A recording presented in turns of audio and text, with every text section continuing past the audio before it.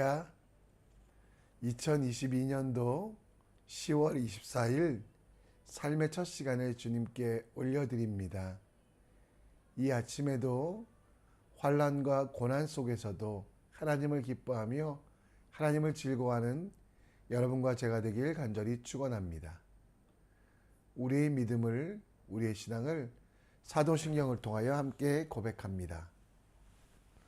전능하사 천지를 만드신 하나님 아버지를 내가 믿사오며 그 외아들 우리 주 예수 그리스도를 믿사오니 이는 성령으로 잉태하사 동정녀 마리아에게 나시고 본디오 빌라도에게 고난을 받으사 십자가에 못 박혀 죽으시고 장사한 지 사흘 만에 죽은 자 가운데 다시 살아나시며 하늘에 오르사 전능하신 하나님 우편에 앉아 계시다가 저리로서 산자와 죽은 자를 심판하러 오시리라. 성령을 믿사오며 거룩한 공회와 성도가 서로 교통하는 것과 죄를 사하여 주시는 것과 몸이 다시 사는 것과 영원히 사는 것을 믿사옵나이다. 아멘. 이 시간 우리 찬송으로 나아갑니다. 함께 찬송가 308장 찬양합니다.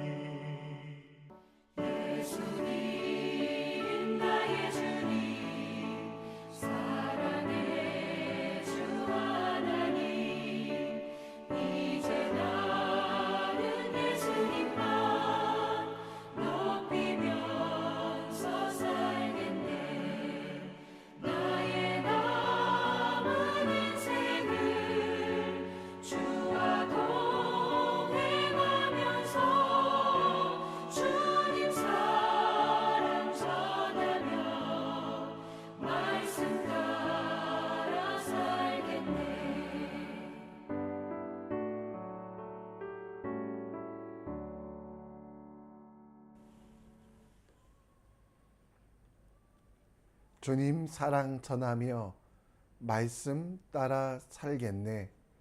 이것이 우리의 기도 되기 원합니다. 이 아침에도 하나님 말씀 함께 봅니다. 사무엘하 21장 1절로 14절. 사무엘하 21장 1절로 14절 말씀입니다. 함께 읽겠습니다. 다윗의 시대에 해를 거듭하여 3년 기근이 있으므로 다윗이 여호와 앞에 간구하매 여호와께서 이르시되 이는 사울과 피를 흘린 그의 집으로 말미암으니 그가 기브온 사람을 죽였음이니라 하시니라. 기브온 사람은 이스라엘 족속이 아니요 그들이 아모리 사람 중에서 남은 자라. 이스라엘 족속이 전에 그들에게 맹세하였거늘 사울이 이스라엘과 유다 족속을 위하여 열심히 있으므로 그들을 죽이고자 하였더라. 이에 왕이 기브온 사람을 불러 그들에게 물으니라. 다윗이 그들에게 묻되 내가 너희를 위하여 어떻게 하랴?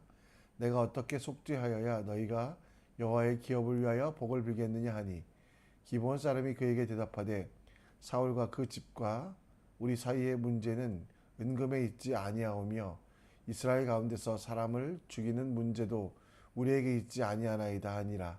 왕이 이르되 너희가 말하는 대로 시행하리라.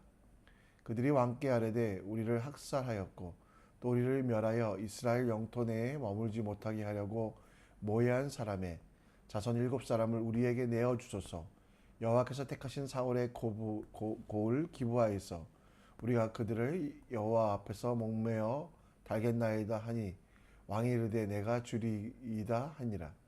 그러나 다윗과 사울의 아들 요나단 사이에 서로 여호와를 두고 맹세한 것이 있으므로 왕이 사울의 손자 요나단의 아들 무비보셋을 아끼고 왕이 이에 아야의 딸 리스바에게서 난 자 곧 사울의 두 아들 알모니와 무비보셋과 사울의 딸 메라백에서 난 자 곧 무올랏 사람 바르실레의 아들 아드리엘의 5 아들을 붙잡아 그들을 기브온 사람의 손에 넘기니 기브온 사람이 그들을 산 위에 여호와 앞에 목매에 달아 그를 7사람들이 동시에 죽으니 죽은 때는 곡식 베는 첫날 곧 보리배기를 시작하는 때더라.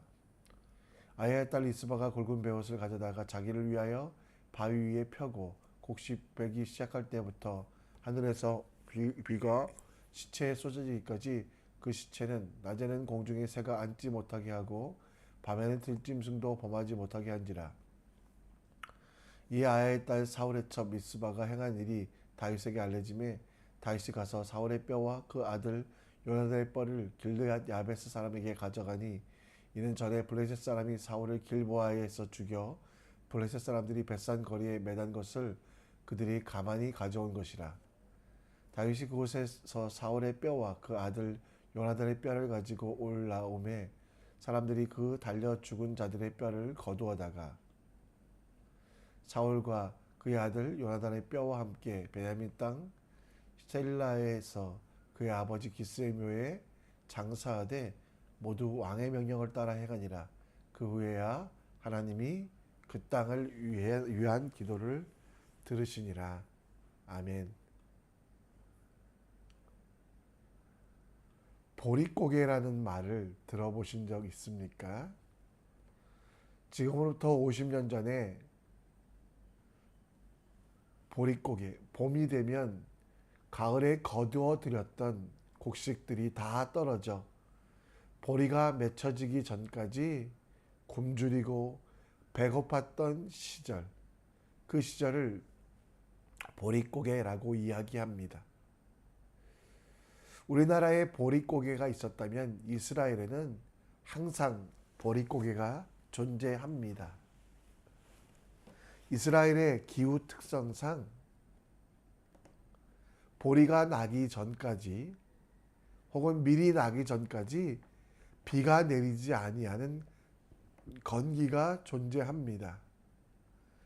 비가 내리지 아니하면 너무 오래 내리지 않아 땅이 딱딱해지고 말라 씨앗을 심을 수 없게 되며 또 보리를 거둘 때쯤에는 극심한 태양의 빛이 모든 식물을 태워 죽이는 상황들. 따라서 이 보릿고개를 이기기 위하여 이스라엘 백성들에게는 꼭 필요한 것이 하나 있었습니다. 그것은 바로 하나님께서 주시는 이른 비와 늦은 비였습니다. 다윗의 시대에도 이 늦은 비와 이른 비가 중요했습니다. 그런데 3년 동안이나 이른 비와 늦은 비가 내리지 않아 그 땅에는 오늘 1절 말씀해 보면 기근이 찾아왔다라고 말씀하고 있습니다. 이 기근의 원인은 다윗의 잘못이 아니라 사울이 언약을 어기고 기브온 사람들을 죽였기 때문에 여호수아는 기브온 사람들에게 약속하여 기브온 사람들을 이스라엘 진중에 거할 수 있게 하며 그들을 보호해 주겠다라고 하나님의 이름으로 약속했는데 사울은 그것을 알면서도 그들을 죽이고 그 피해 결과로 이스라엘 전체가 기근이라는 형벌, 징계를 받고 있다는 것을 봅니다. 기브온 사람들은 원래 이스라엘 백성들은 아니었습니다. 출애굽 후 가나안 땅에 들어가서 정복 전쟁을 할 때 이스라엘 사람들에게 썩은 떡과 남루한 옷으로 가나안 땅에 살고 있는 아모리족 속의 사람이 아니라 멀리서 온 난민이기에 받아줄 것을 간청하는 속임수를 썼고, 여호수아는 그들을 속아 그들을 받아들였지만 하나님의 약속대로 그들을 이스라엘 백성에 편입시켜 물을 깃거나 장작을 패는 일 등을 시켰습니다. 그러나 사울은 그들을 죽였고 그 죽음, 그 모든 것들의 심판의 결과가 3년 동안이나 이른 비도 늦은 비도 내리지 아니하는 가뭄이 그리고 기근이 찾아왔다라고 말씀하고 있습니다. 하나님께서 그냥 사울의 범죄를 눈감아 주셨다면, 하나님께서 사울의 실수를 모른 척 하셨다면 좋겠지만, 하나님은 그 실수에 대한 책임을 물으시고 그 책임을 이스라엘 백성들에게 지게 하셨습니다. 어쩌면 우리는 이해할 수 없지만 이 징계, 심판, 또 여러 가지 하나님께서 말씀하시는 많은 일들 가운데 우리가 이해할 수 없는 하나님의 사랑과 하나님의 계획이 있음을 봅니다. 징계는 여러분과 저를 망치게 하려고 하지 아니하고 더 큰 죄를 짓지 아니하도록, 사울이 범죄를 저질렀지만 그 범죄가 이스라엘 백성 가운데 일반화되지 아니하도록 최소한의 심판으로 비가 내리지 않게 했다라는 것입니다. 하나님은 어떤 분이십니까? 하나님의 사랑을 천대까지 베풀며 악과 과실과 죄를 용서하시는 분입니다. 그리고 그 아버지의 악행을 자손 3대까지 보응하시는 그 이유도 죽이시거나 심판하시기 위함이 아니라 최악으로 가는 것을 막기 위한 최소한의 장치라는 겁니다. 우리는 하나님의 자녀가 아닙니까? 우리에게 고난과 기근이 찾아올 때 그 고난 속에서, 그 고통 속에서 이유가 있음을 알아야만 합니다. 하나님께서 우리에게 주신 약속을 지키기 위하여 몸부림치도록 고통 속에 하나님의 뜻과 이유가 있음을 알고, 그래서 내 속에 있는 죄가 있다면 하나님께 자백하고 하나님께서 원하시는 일을 하지 않으면 게으름에서 벗어나 부지런함으로, 아직 하나님의 사랑을 알지 못하면 아버지의 사랑을 알아가는 귀한 기회로 삼아가야만 합니다. 여러분, 하나님은 사랑하시기에 징계하신다라고 합니다. 사랑의 반대말이 무관심인 것처럼, 사랑의 반대말이 미움이나 징계가 아니라 무관심인 것처럼, 하나님은 여러분과 저를 사랑하시기에 징계하신다라는 것, 이것을 기억하며 징계는, 때로는 고난은 하나님께 한 발짝 더 나아가기 위한 하나님의 가장 큰 사랑의 방법이라는 거 기억하시고, 힘든 일이, 어려운 일이 있을 때 뒤로 물러나지 마시고 하나님을 신뢰하며 하나님과 함께하는, 정말 우리를 사랑하시기에 채찍을 드시는, 회초리를 드시는 그 하나님 앞에 회개함으로 그 문제를 해결하는 주님의 사람 되시기를 간절히 축원합니다. 오늘 본문은 해피엔딩으로 끝나지 않습니다. 하나님께서 모든 죄를 용서해 주시고 사해 주시면 좋았지만 사울이 저지른 그 죄에 대한 책임을 지게 합니다. 백성들은 3년 동안이나 비가 내리지 않아 먹을 것이 없어 굶어 가고 있습니다. 그때 사울의 죄를 대신하기 위하여 사울의 자손들 중 7명이, 기브온 사람 7명이 죽었기에 그들이 희생하게 됩니다. 눈에는 눈, 이에는 이라는 법칙에 따라 7명을 내어주었고, 아무 잘못이 없는 사울이 잘못했지만 사울의 후손이 그 죄를 대신하여 희생당함을 통하여 다시 이스라엘에는 비가 내리며 다시 이스라엘에는 회복함의 역사가 있게 됐다라는 것입니다. 9절 말씀에 보면 이 일이 일어난 때가 보리를 베기 시작한 때, 이때 비가 내리지 아니하면, 이때 하나님께서 늦은 비를 주지 아니하시면 아무것도 할 수 없는 상황, 그 상황에 7명의 희생으로 말미암아 이제 마침내 하나님은 그들의 기도를 들으시고 그 땅을 고치시며 그 땅을 새롭게 하시기로 약속하셨습니다. 우리는 죄에 대하여 두려워할 필요는 없지만 우리가 짊어져야 될 책임, 십자가의 책임이 있음을 기억하셨으면 좋겠습니다. 죄의 책임, 사망의 요구들에 대해 예수 그리스도께서 대신 지신 사망을 이기셨기 때문에 그 희생으로 말미암아 십자가 때문에 우리가 하나님의 자녀가 되었고, 하나님은 우리의 기도를 들으십니다. 하나님의 역사가 우리 삶에 나타나는 이유는 바로 예수의 희생, 오늘 기브온 사람들을 위하여 희생한 그 7명을 기억하며 우리는 예수님이 나를 위하여 죽으셨기에 그 희생과 그 은혜에 감사드리는 하나님의 사람이 되어야만 합니다. 우리 모든 죄의 짐을 지신 예수를 바라보며 하나님께서 원하시는 대로 바라시는 대로 살아가는 삶, 심판은 예수님 때문에 우리에게 더 이상 해당되지 않음을 기억하며 감사의 삶, 기쁨의 삶을 살아가야만 한다는 것입니다. 우리가 다 이해할 수 없지만 하나님께서는 기브온 사람들에게 지은 죄, 그 죄에 대한 책임을 이스라엘 사람들 중에 사울의 자손들에게 희생시키셨습니다. 그것과 마찬가지로 우리의 모든 죄는 내가 졌지만 예수가 죽었고, 죄는 내가 범하였지만 예수가 나를 대신하여 죽으심으로 이제는 내가 살아나게 된 것, 그렇게 다시 살아난 나는 이제 나를 위하여 살지 아니하고 하나님을 위하여, 하나님의 영광을 위하여, 하나님의 나라를 위하여 살아갈 것을 다짐하게 됩니다. 여러분, 오늘도 주님이 우리에게 주신 십자가, 그 십자가를 당당하게 지고 나가는 여러분과 제가 되기 원합니다. 그 십자가는 형벌이 아니라 우리에게 주신 책임이요, 시대를 새롭게 하는 우리에게 맡기신 사명이라는 거 기억하시며 여러분들이 가는 곳마다 길과 진리 되신 하나님을 바라보며 하나님을 기뻐하는 삶 되시기를 간절히 축원합니다. 말씀을 정리합니다.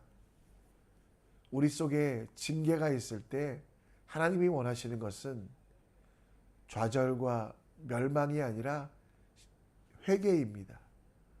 우리의 모든 것을 아는 주님 앞에 나아가 자백하고 하나님 앞에 내려놓고 나를 대속하신 예수를 기억하는 회개하는 삶 될 수 있도록, 잘못을 그냥 남겨두지 마십시오. 죄를 방치하다간 점점 더 커집니다. 주님 앞에 내려놓고 다시 그 죄로 사망으로 나아가지 않도록 기도하는 여러분과 제가 되길 간절히 축원하고요. 이스라엘의 기도를 들으시고 그 땅에 비를 내리신 하나님, 그 하나님의 역사는 바로 희생을 통해 일어났다는 것. 우리가 이렇게 예배드리고 하나님께 나아갈 수 있으며 하나님을 기뻐할 수 있는 이유도 주님의 예수 그리스도의 희생이란 거 기억하며 오늘도 그 희생에 감사와 찬송을 드리는 하나님의 사람 되시기를 간절히 축원합니다. 이 시간 우리 함께 찬양하며 나아갑니다. 모든 것이 다 은혜라는 것, 정말 우리의 모든 것들이 다 주님의 희생 때문이라는 것 기억하며 함께 감사하며 영광 돌리는 삶 살 수 있도록 우리 은혜 찬양 함께 드립니다. 내가 누려왔던 모든 것들이, 내가 지나왔던 모든 시간이, 내가 걸어왔던 모든 순간이 당연한 것 아니라 은혜였소. 아침 해가 뜨고 저녁에 노을, 봄의 꽃향기와 가을의 열매 변하는 계절의 모든 순간이 당연한 것 아니라 은혜여서 모든 것이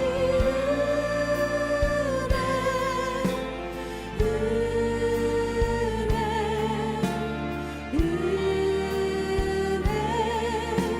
한없는 은혜 내 삶에 당연한 건 하나도 없었던 것을 모든 것이 은혜였소.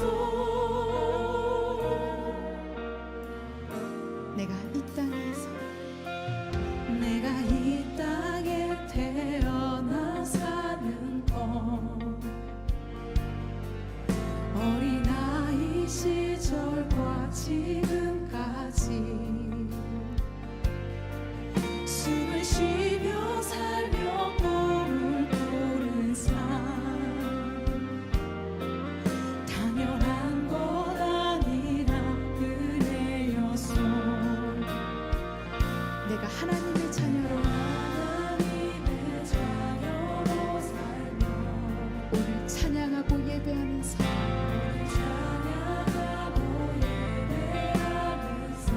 복음을 전할 수 있는 축복이 복음을 전할 수 있는 축복이 당연한 것 아니라 은혜였소. 모든 것이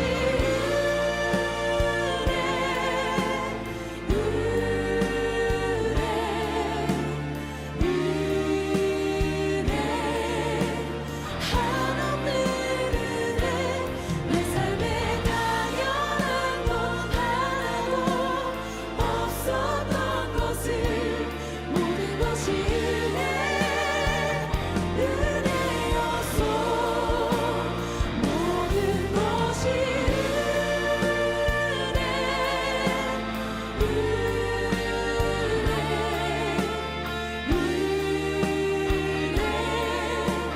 한없는 은혜 내 삶에 당연한 것 하나도 없었던 것을 모든 것이 은혜였소.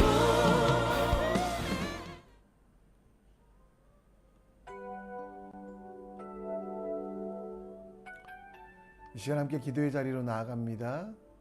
우리 속에 하나님이 징계하시고 고난을 주신 이유는 죽이시기 위함이 아니라 살리시기 위함이란 거 기억하시고 죄가 생각나시거든